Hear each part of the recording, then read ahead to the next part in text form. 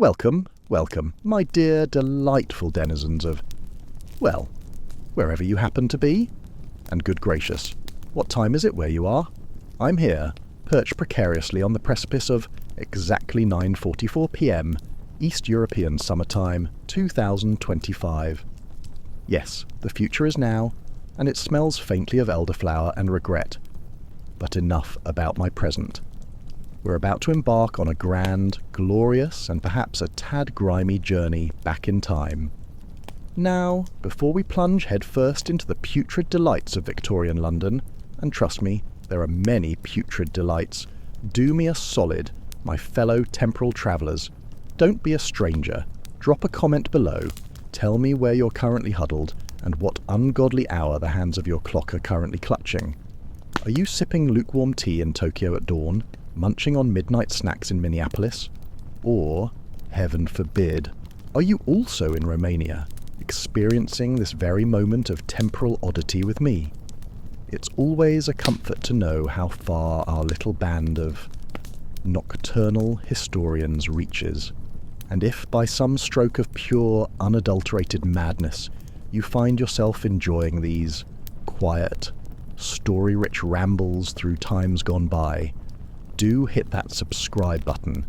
Think of it as your nightly lullaby, a guaranteed ticket to drift off to the past, wrapped in the comforting blanket of, well, my voice. You'll be dreaming of top hats and street urchins in no time. But for now, my friends, my fiends, my fellow adventurers, let us hark. Let us turn back the clock. Let us journey to the 19th century, to an era of grand palaces and, well, let's just say, as ye slums is a polite way of putting it. It was a time of empire and industry, of brilliant achievements and human misery.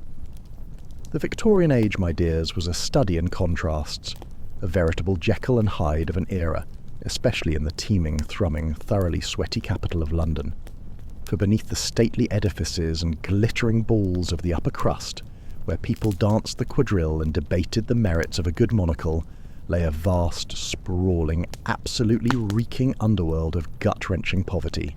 Here, merely surviving the day was not just a feat, it was an Olympic sport with no medals, only festering sores and the constant threat of being run over by a runaway cab.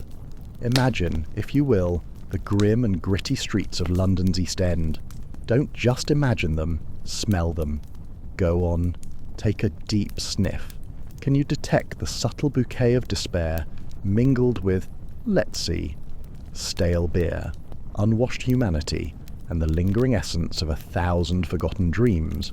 Rickety tenements teetering precariously, looking like they'd lose a wrestling match with a strong gust of wind. Dank alleys, where the only thing thriving was the questionable moss and even more questionable intentions. And the air, oh, the air! It hung heavy, thick, and surprisingly chewable, with the stench of sewage and, dare I say, existential dread. Here, my friends, the working poor were crammed into crumbling hovels. Not just families, mind you, but entire families. We're talking 3 generations, Aunt Mildred's pet rat, and Uncle Bartholomew's questionable collection of pickled onions, all squeezed into a single fetid room with about as much light and air as a badger's burrow. The slums of Whitechapel and Spitalfields. Ah, those notorious rookeries. A charming name, isn't it? Sounds like a delightful bird sanctuary, until you realise the birds are actually a metaphor for disease-ridden rats. And the sanctuary is overflowing with rubbish and waste, festering underfoot like a particularly aggressive science experiment. Sanitation? My dear listener, that was an unknown luxury. It was like asking for a unicorn that could tap dance and recite Shakespeare.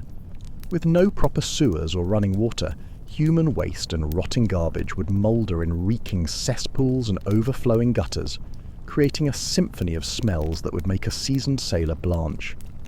And it's in these wretched streets, these urban purgatories, that we meet our hero for the evening, young Jack. A spindly, 12-year-old lad with fingers quicker than a politician changing their stance and eyes sharper than a hawk spotting a particularly plump foal. By day, Jack was what you might call a mudlark. Not a particularly glamorous job, unless your definition of glamorous involves wading through thick, putrid muck, along the River Thames at low tide. He was one of the many children who would brave the squelch and squish, searching for lumps of coal, the black gold of the Victorian era, bits of rope, or, if the river gods were smiling upon him, a shiny copper coin dropped by a passing dignitary. Imagine the scene. The muck sucks at his bare feet, the shards of glass and pottery slicing his soles. A delightful foot massage, I'm sure. But Jack, bless his resilient little heart, didn't mind. It was a good day when he found enough coal to keep his family's hearthfire burning for a few precious hours. A truly heartwarming thought, isn't it? The difference between a slightly chilly hovel and a completely freezing one. But wait, there's more. Jack wasn't just a mudlark. Oh no, our Jack was an overachiever. He was also a tosher. And what, you might ask, is a tosher? Well, my curious comrades, a tosher is a sewer hunter. Yes, you heard me right. A brave, perhaps slightly unhinged individual who wades through the foul underground channels in the hopes of finding something valuable washed down from the streets above. I'm talking lost jewellery, dropped coins, perhaps a particularly valuable discarded potato. The possibilities were endless and equally disgusting. He'd hold his breath against the vile stench, squinting in the dim, watery light filtering through the grates above, always listening for the telltale rush that meant the tide was turning. To be caught in the sewers when the water rose meant almost certain death. A truly unpleasant way to go, if you ask me. Imagine your last moments being spent submerged in that. But it was a risk Jack was willing to take for a chance at a few coins to fill his family's perpetually growling bellies. Now, you might be thinking, good heavens, that sounds absolutely dreadful. And you'd be right. But here's the kicker. Jack was one of the lucky ones. Yes, lucky, if you can even call it that. At least he had a family. At least he had a place to lay his head at night, even if it was just a filthy corner of a crowded room, sharing body heat with half a dozen relatives and a rogue cockroach. For those with nowhere else to turn, the workhouses beckoned. Oh, the workhouses. They sounded so inviting, didn't they? Come on in, weary traveller. We promise a meal and a bed. But they were hardly a haven. They were more like, well, imagine a particularly grim Victorian-era version of a budget airline flight. Within their grim walls, the destitute traded their freedom for a crust of bread and a place on a thin, lumpy pallet. Families were separated, meagre belongings confiscated. Oh, is that your grandma's prized thimble? Sorry, dear, that's ours now. And dignity stripped away faster than a street urchin can swipe a sausage. The able-bodied were put to work breaking stones, an activity designed specifically to break spirits, or picking oakum, which involved unpicking old ropes into loose fibres. Thrilling stuff, I assure you. Meanwhile, the elderly and infirm languished in dank wards, probably dreaming of a day when their only exertion was lifting a teacup. Dinner? A tasteless gruel, ladled into crude bowls, and yet, for many, it was still better than starving on the streets. A truly shining endorsement of institutionalized misery, wouldn't you say? One who knew the workhouses all too well was Annie Chapman, a young woman who, tragically, would later meet a grisly end at the hands of Jack the Ripper.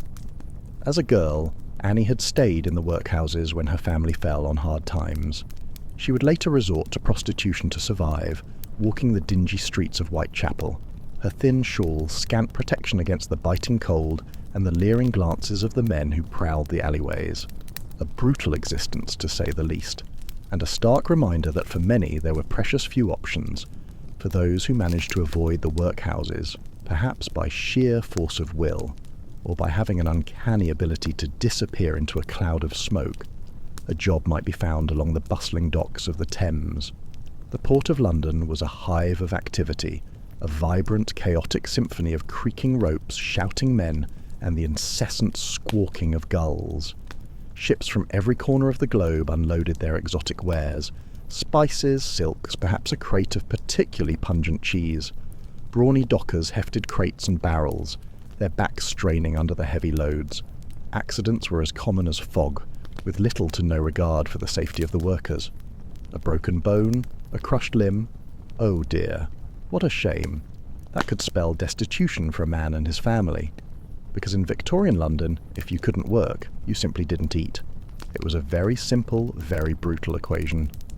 Other men sweated long hours in the factories and sweatshops that belched smoke into the already murky sky, turning it a rather fetching shade of industrial grey, in crowded rooms lit by flickering gaslights, which, by the way, smelled like a leaky stove and 1,000 bad decisions. They tended rattling machines and boiling vats. Women and children toiled alongside them, their nimble fingers darting as they stitched garments or assembled small parts. The hours were long, the pay was measly, and the dangers were plentiful, varied, and often quite gruesome. In 1888, a young activist named Annie Besant, and bless her heart for it, drew back the curtain on the horrors of the Bryant and Maymatch factory. The matchstick girls, some as young as 12, worked 14-hour days in rooms choked with white phosphorus fumes. Imagine breathing that in. Many developed a truly grotesque deformity known as phossy jaw, their faces quite literally eaten away by the toxic chemical. Not exactly a glowing endorsement for child labour, is it? Besant's exposé on this white slavery shocked the public, well, some of the public at least, and helped spur the famous London matchgirl strike of 1888, a small but significant victory against the crushing wheels of industrial indifference. For the poor souls of the East End, the relentless drudgery of their daily lives was occasionally punctuated by a glorious, if fleeting, escape into oblivion. Opium, flooding in from British India, was cheap and plentiful. In the dark, hazy dens that dotted the slums, hollow-eyed men and women would sprawl on stained mattresses, lost in a narcotic haze. For a few precious hours, they could forget the gnawing hunger, the ache of weary bones, and the ever-present threat of eviction, a temporary passport to a world without pain, however artificial. And then there was gin. Gin, the other great leveller, offering a brief respite at the bottom of a bottle. The garish gin palaces, with their tawdry gaslights and sawdust-strewn floors, beckoned with the promise of cheap liquor and raucous company. But the merriment, as it often does with cheap liquor and desperation, often descended into brawls and despairing sobs. Drunkenness stalked the streets, drowning sorrows, yes, but also fueling violence and vice. It was a vicious cycle, often ending with a head in a gutter and a pocket full of regrets. The streets themselves were often shrouded in a dense, noxious fog. Not just any fog, mind you, but a proper pea-souper. Born from thousands of coal fires, belching sooty smoke into the damp air, these fogs could linger for days, turning midday into midnight. Imagine walking through a thick yellow-brown soup. In the swirling gloom, the gaslights cast eerie, dancing shadows, making the already twisted alleys even more menacing. It was in these fog-choked streets that a very real terror gripped the city in the autumn of 1888. A sinister figure was on the prowl in Whitechapel, brutally slaying women and vanishing into the night as if he were a phantom made of smoke and shadows. The newspapers, always one for a catchy headline, dubbed him Jack the Ripper, and his grisly crimes ignited a frenzy of fear and morbid fascination. One by one, the bodies of 5 women, all impoverished prostitutes, were discovered, horribly mutilated. The police seemed powerless to stop the carnage, their investigations stymied by the dark, twisting streets, the suffocating fog, and, let's be honest, probably a fair bit of incompetence. Wild theories flew as to the identity of the fiend. Was he a doctor, a butcher, a foreign sailor with a particularly nasty hobby, or even, gasp, a member of the royal family? Despite the best efforts of the police, and by best efforts, I mean a lot of shouting and running in circles, Jack the Ripper was never unmasked. His dark legend lives on, a chilling symbol of the dangers and degradations that stalked the women of the Victorian East End. For those who lived and died in those mean streets, there was little justice, and even less mercy. Indeed, death was a constant spectre, a looming shadow in Victorian London, especially for the poor. Disease ran rampant in the filthy, overcrowded slums. Cholera, spread by tainted water, could fell a strong man in a matter of hours. Typhoid, tuberculosis, and smallpox claimed countless lives, often wiping out entire families with ruthless efficiency. For For the upper classes, mourning was an art form. Elaborate rituals, strict codes of etiquette, it was practically a competitive sport. Queen Victoria herself famously wore black for 40 years after the death of her beloved Prince Albert. 40 years. Imagine the dry cleaning bill. But for the poor, even a proper burial was often out of reach. The desperate resorted to the services of the resurrection men. Sounds delightful, doesn't it? Like a religious revival. But no, these were grave robbers, my friends, who snatched fresh corpses to sell to eager anatomists for dissection. The idea of one's loved ones being carved up on a surgeon's slab only added to the misery and dread. Because, being poor wasn't quite miserable enough already. Strangely, this grim world of the poor held a certain fascination for the well-to-do. Slumming became a fashionable pastime. Picture it, Gentile ladies in their finest silks, gawking tourists with their guidebooks, all trekking through the East End hovels, eager for a glimpse of how the other half lived. They gawked at the ragged children, recoiled from the stinking alleys, perhaps tossing a few coins to salve their consciences, like throwing breadcrumbs to particularly unfortunate pigeons. Some, like the journalist Henry Mayhew and a young Charles Dickens, sought to chronicle the lives of the poor, to give voice to their struggles and their sorrows. Their writings helped to spur a growing movement for social reform, a recognition that perhaps something had to be done to alleviate the sufferings of the underclass. A radical thought, I know, but change, as it always does, was slow to come to the fetid streets and alleys. It took the great stink of 1858, and yes, it was precisely as appealing as it sounds, when the stench of raw sewage in the Thames became so overpowering that Parliament was forced to act. Imagine the scene. Politicians accustomed to their ivory towers suddenly confronted with a smell so vile it could strip paint from a wall. They practically sprinted to approve funding for a proper sewer system. Even then, the grand brick tunnels that still serve London today were built more to protect the delicate noses of the elite than to safeguard the health of the poor. Because priorities, darling. Gradually, however, glimmers of progress began to penetrate the gloom. Social reformers like Dr. Thomas Barnardo opened shelters for orphans and street children. The Salvation Army ministered to the destitute with its promise of soup, soap and salvation. A rather appealing package deal, if you ask me. New model tenements offered a glimpse of a better life, with running water and, gasp, private balconies. Imagine the luxury, a place to hang your laundry that wasn't over a cesspool. But for most of the Victorian poor, the grinding hardship and heartache remained the constant backdrop of their brief, blighted lives. They toiled and scraped and suffered, eking out a tenuous existence in the shadows of the glittering wealth and glory of the British Empire. Their struggles may be largely lost to history, relegated to dusty textbooks and morbid documentaries, but they are crucial threads in the vast, complex tapestry of the human story.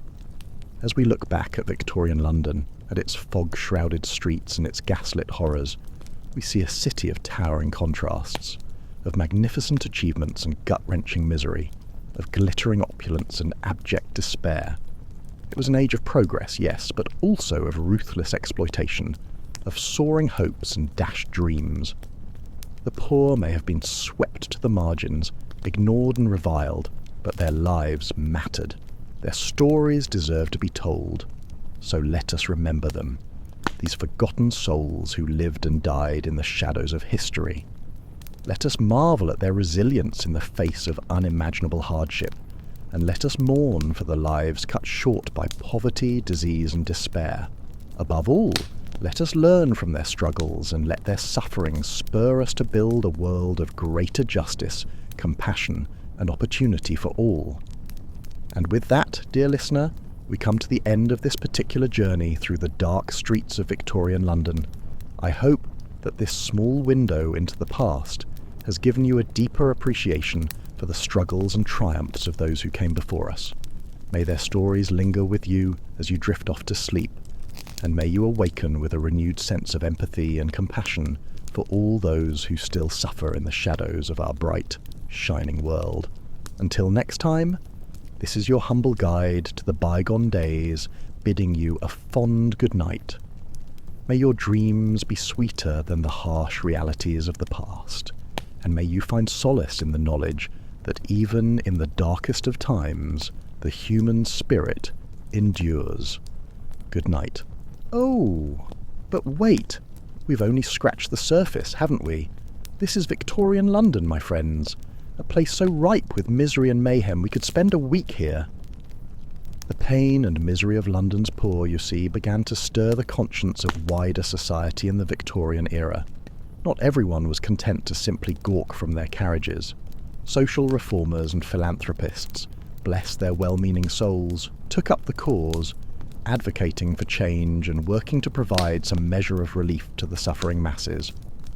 One such crusader was none other than Charles Dickens.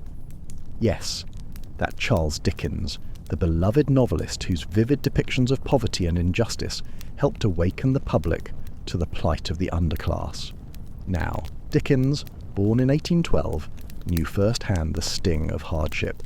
This wasn't some posh aristocrat pontificating from a gilded cage. Oh no. As a boy, his father was sent to debtor's prison, a charming Victorian institution that basically said, "Can't pay your bills? Enjoy this tiny rat-infested room," forcing young Charles to leave school and work in a factory pasting labels on bottles of bootblacking. Imagine the smell.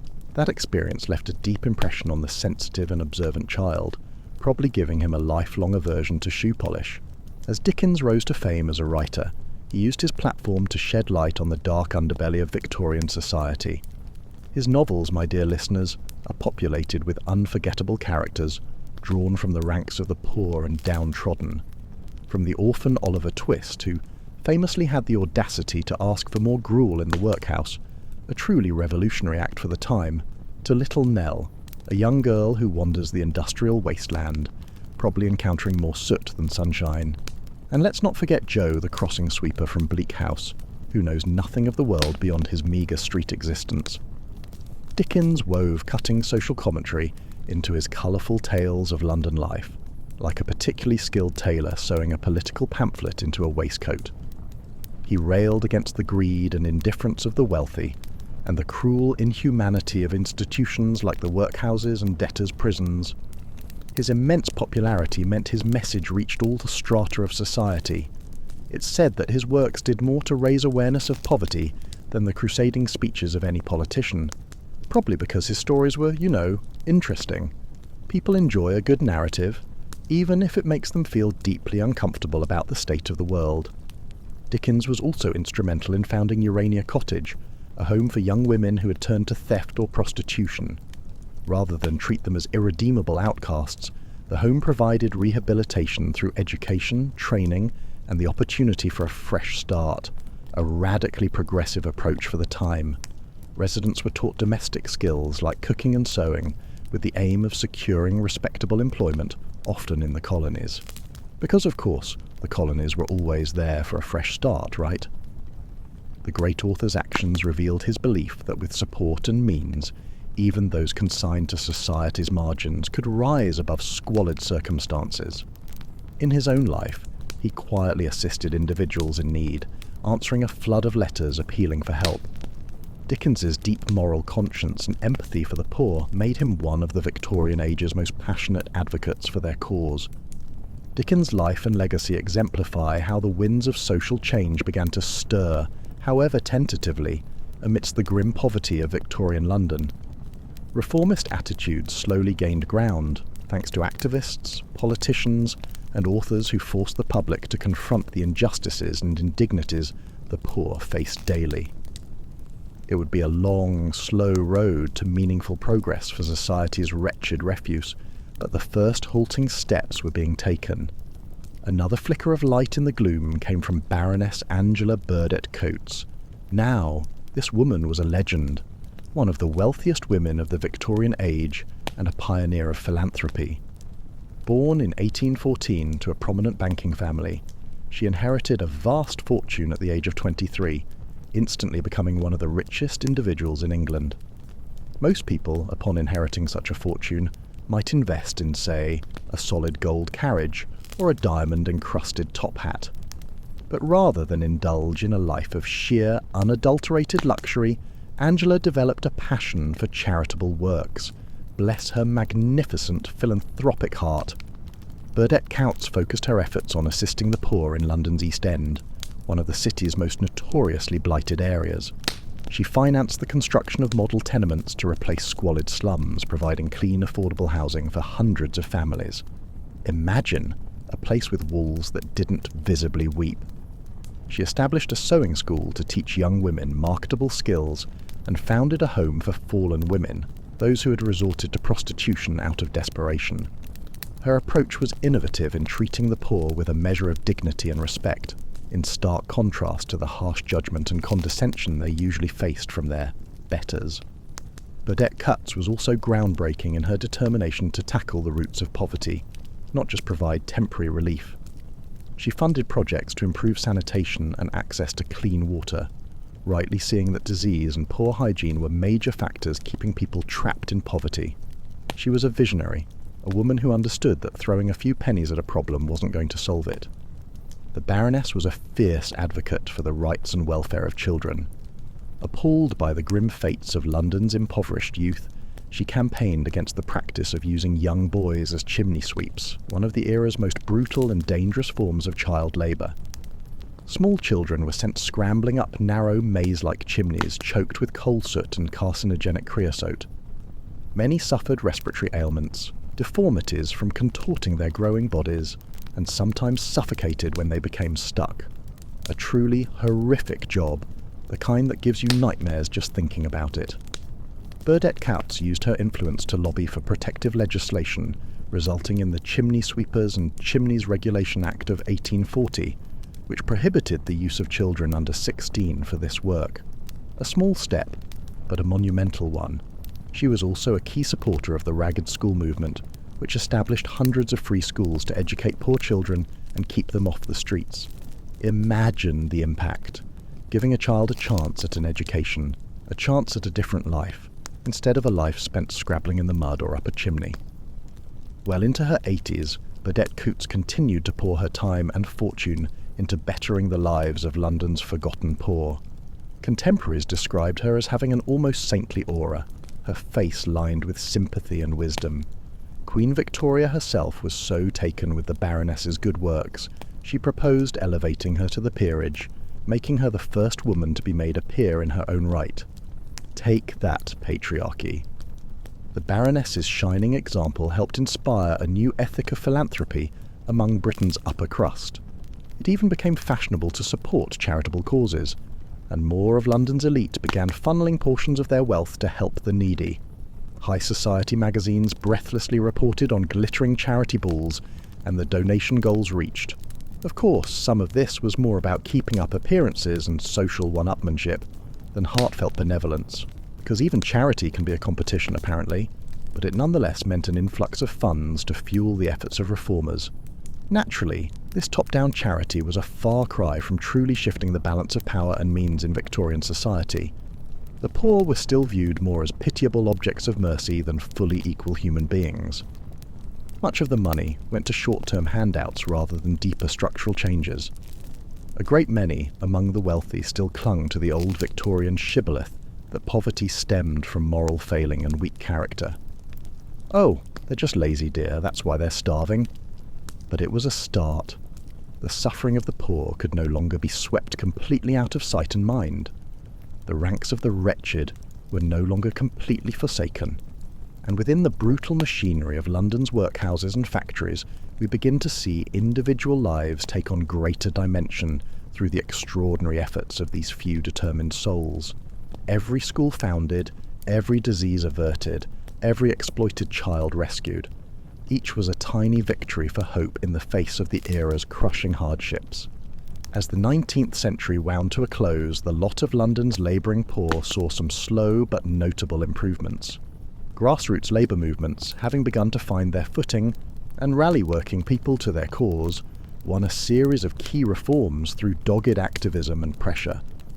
The Reform Act of 1867 extended the vote to more working-class men, giving them a voice in the halls of power for the first time. Imagine the shock in Parliament. What? They get to vote now? The Elementary Education Act of 1870 established a system of government-funded schools opening the door to education for countless poor children. The Trade Union Act of 1871 legalised unions and protected the right to strike, a major milestone in levelling the field between workers and their employers. And the Factory Act of 1878 set limits on the workday, a move towards more humane labour conditions. Life was still unrelentingly harsh for most poor Londoners as the Victorian era ended, but the seeds of positive change had been planted. The misery and squalor that had once been ignored now stirred a social conscience and sense of responsibility. Attitudes were shifting, albeit gradually, to a belief that even the lowliest souls deserved a modicum of dignity and opportunity.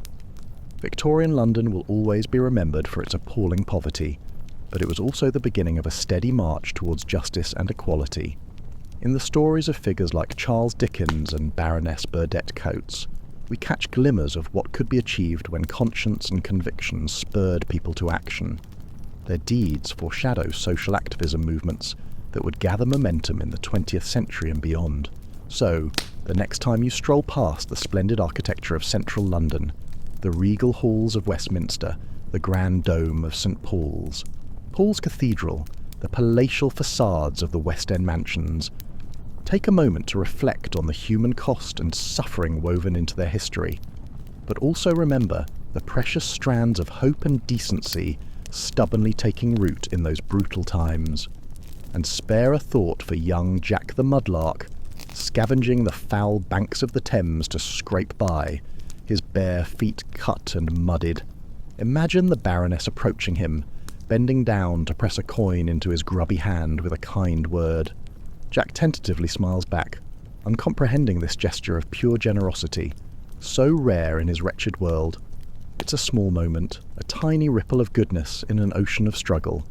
But it matters. In the individual acts of compassion and selflessness, glinting through the dark despair of the Victorian poor, we find hope for something better. The promise that with enough empathy and determination, we can build a society with dignity for all. Now, speaking of dignity, or the distinct lack thereof, let's circle back to that rather morbid Victorian obsession: death. The Victorian cult of death cast a long, dark shadow over London society.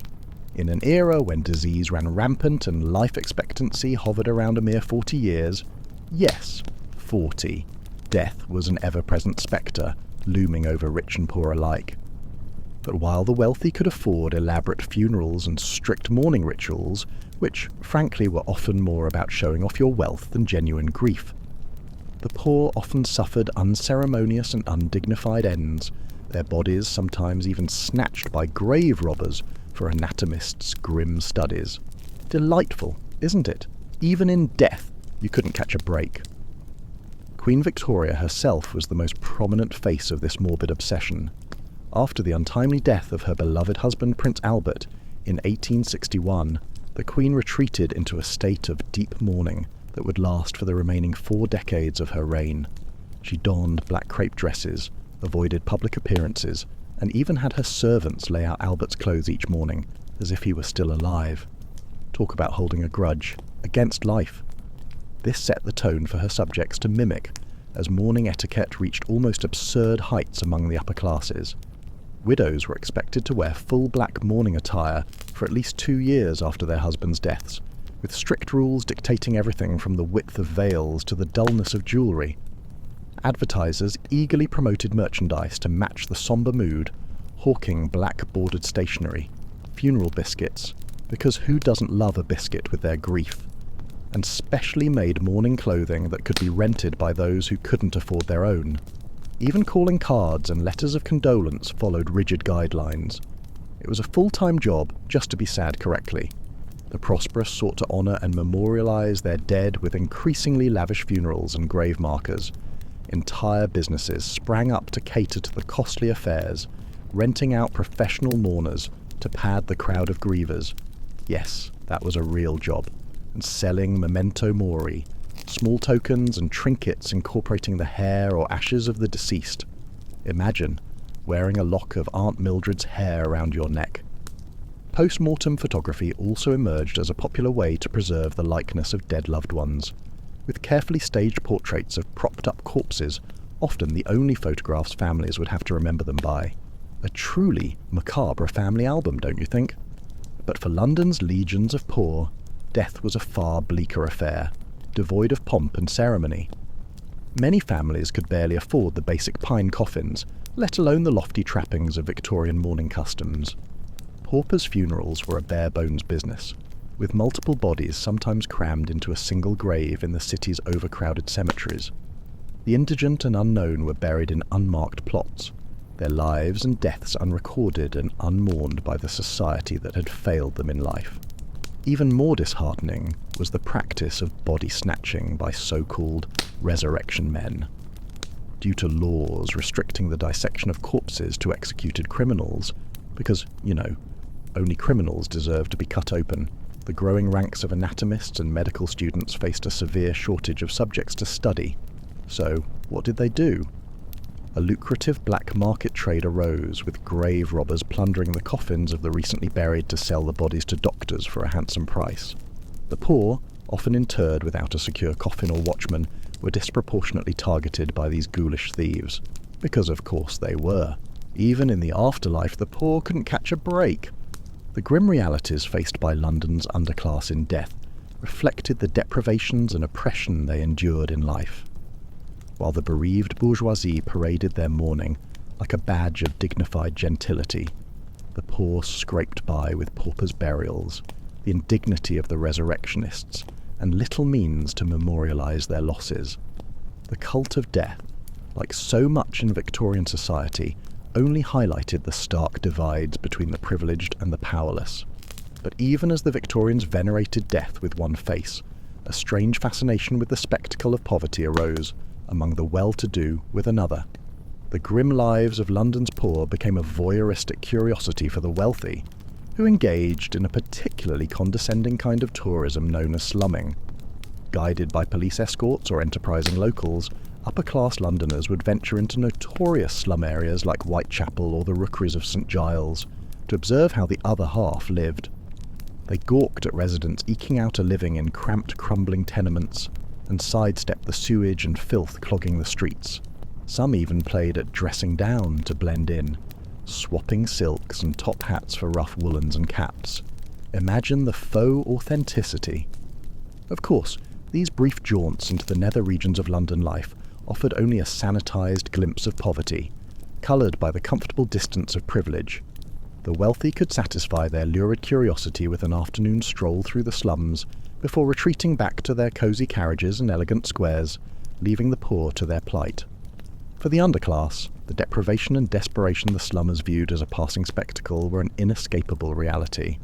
That's not to say these poverty tourists were solely motivated by morbid titillation. Some, like social researcher Henry Mayhew and novelist Charles Dickens, yes, him again, aimed to document the conditions of the poor to spur action and reform. Mayhew's book, London, Labour and the London Poor, offered a groundbreaking and sympathetic study of street hawkers, beggars, and scavengers. Dickens drew on his own impoverished childhood to seed his novels with vivid, often sentimentalised portraits of workhouses and orphans.